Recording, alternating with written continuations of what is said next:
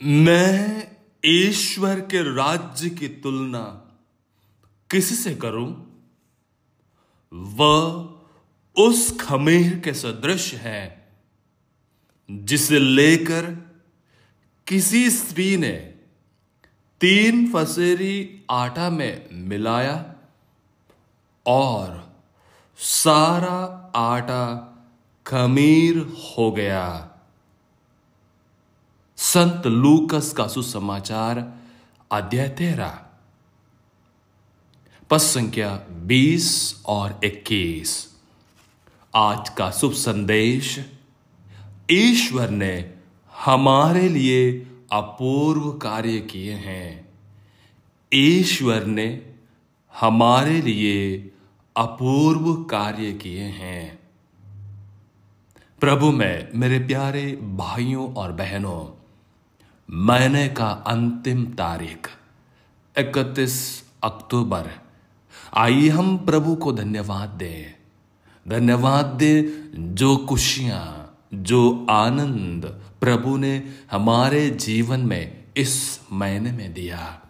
साथ ही साथ जो दुख तकलीफ हमें झेलने पड़े होंगे, परेशानियां उठाने होंगे, जितने भी तकलीफें हमारे रास्ते में इस महीने में आए होंगे, मानसिक, शारीरिक या आध्यात्मिक, इन सब के लिए भी प्रभु को धन्यवाद दें। इनके द्वारा हम प्रभु के और करीब आ सकें।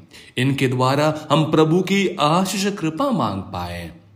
जी हाँ, आज का सुसमाचार में प्रभु हमें याद दिलाते हैं, हमें राह के दाने के बराबर बनना है। जो दाना बहुत सबसे छोटा है लेकिन सबसे बड़ा बन जाता है पेड़ बन पर, और उस पर पंछियां अपना बसेरा बना देती हैं। यानी मेरा विश्वास उस राह के दाने के बराबर भी हो।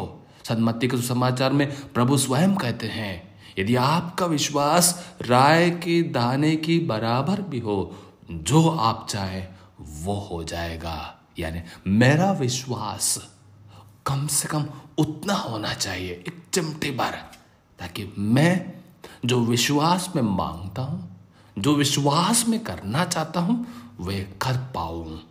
और दूसरा उदाहरण प्रभु देते हैं खमीर का दृष्टांत।